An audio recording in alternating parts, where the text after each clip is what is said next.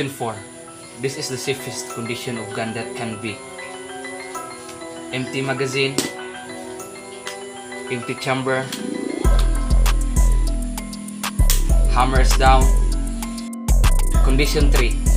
So let's say that this magazine is full of ammunition.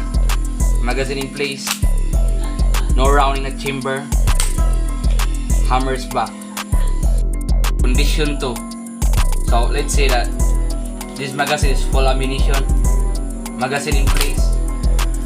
So the ammunition from here to round in a chamber, hammer is back, safety is on.